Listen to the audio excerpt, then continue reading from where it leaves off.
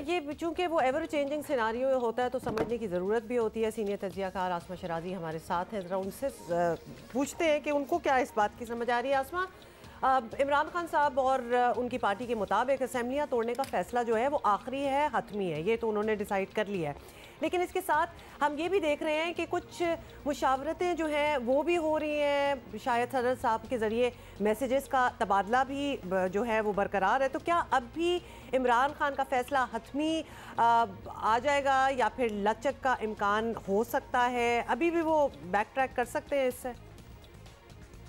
कहीं ना कहीं कोई बात फंसी हुई है, कोई जिसे कहना चाहिए लो और दो की बुनियाद के ऊपर यकीनी तौर पर कोई बात हो रही है कि अगर असेंबलियों को टूटने से रोकना है या उसको बचाना चाहते हैं तो फिर इमरान खान साहब की भी कुछ शराइत जो है वो हो सकती है और मुबैना तौर पर, मुमकिना तौर पर हो सकता है कि वो ये कह रहे हों कि उनको जो है वो नाअहल ना किया जाए या गिरफ़्तारी ना हो या इस तरह की बात जो है वो सामने आ सकती है। तो अगर उसके बदले में या फिर ये कि इंतखाबात जो हैं वो उसकी डेट दे दी जाए या उसकी एक टाइमिंग दे दी जाए या एक स्केड्यूल दे दिया जाए, तो फिर मशरूत बातचीत जो है वो इमरान खान साहब इस वक्त कर रहे हैं और करना चाह रहे हैं और वही पैगाम उनको पहुंचाया जा रहा है। इधर से भी ज़ाहिर है कि एक हर्डल है और एक तरह से गवर्नमेंट ये समझती है कि जो मुश्किल फ़ैसले थे, जो अनपॉपुलर फ़ैसले थे वो उन्होंने किए हैं, तो अब किसी भी सूरत जो है वो इंतखाबात की तरफ जो है वो नहीं बढ़ेंगे या नहीं बढ़ सकते। अपने वक्त पे इंतखाबात होने चाहिए। बल्कि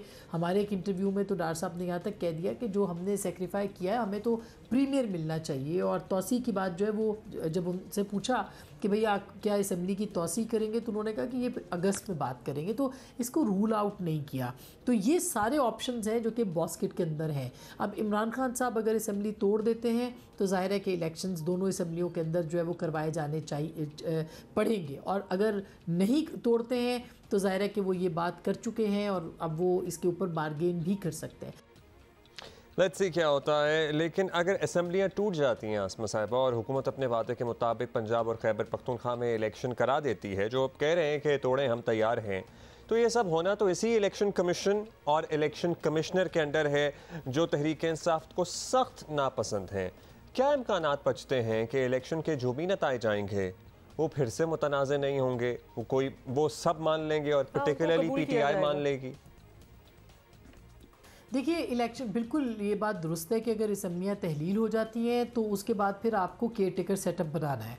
केयर टेकर सेटअप बनाने का एक तरीक़ा जो कि रखा गया है 18वीं तरमीम के बाद से, वो ये है कि आपको बैठना पड़ता है, आप लीडर ऑफ़ द अपोजिशन को या लीडर ऑफ़ द हाउस को और फिर उसके बाद या हुकूमती जमात को, अपोजिशन की जमातों को उनको बैठ के फ़ैसला करना पड़ता है कि आपको कौन सा, ख़ास करके लीडर ऑफ़ द अपोजिशन और लीडर ऑफ़ द हाउस, कि आपको कौन सा केयर टेकर सेटअप जो है या वज़ीर आला जो है वो लगाना है। और अगर उसके ऊपर आपका इत्तफाक़ नहीं हो पाता तो फिर उसके बाद फिर आप पार्लिमानी कमेटी में जाते हैं। पार्लिमानी कमेटी में अगर नहीं होता तो इलेक्शन कमीशन को करना है। जो डेडलॉक इस वक्त मौजूद है, क्या इससे सियासी जमातें मिल बैठ के इसके ऊपर केयर टेकर सेटअप बना सकती हैं? तो उसके इम्कानात ना होने के बराबर है। अगर तब बात करनी है तो बात अब भी हो सकती है, और मेरा ख्याल है कि यही वो टाइमिंग है जिसको कि हुकूमत जिसमें कि बात करना चाह रही है और इमरान खान साहब इसका पूरा जो फ़ायदा है वो उठाना भी चाह रहे हैं।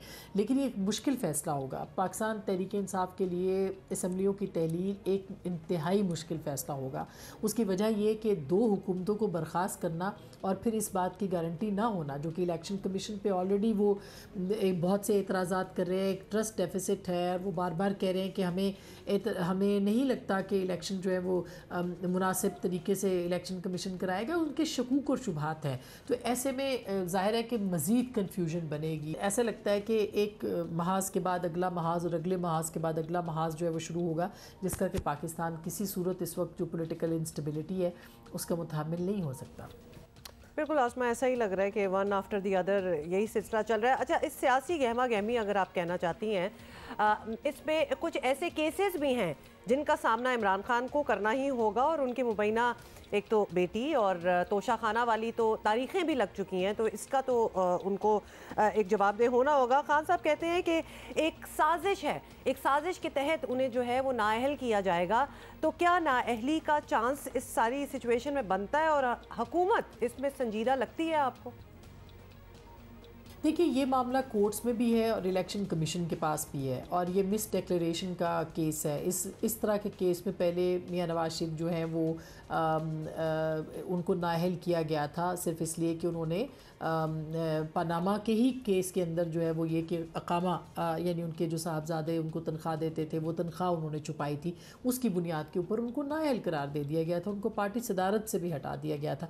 अब ये जो केस है इमरान खान साहब का, ये तोशा खाना के जो तहाइफ हैं उनकी रकम और उसको जो छुपाना है उसके हवाले से केस है, और उसके साथ साथ उनकी जो मुबैना साहबजादी हैं उनकी औलाद की जो डिक्लेरेशन है उसके अंदर भी उसको भी मिस डिक्लेरेशन के अंदर जो है वो अब केस को किया गया है कोर्ट्स के अंदर। ये मामला दोनों मामला है और ये बड़े ओपन एंड शट केसेस हैं।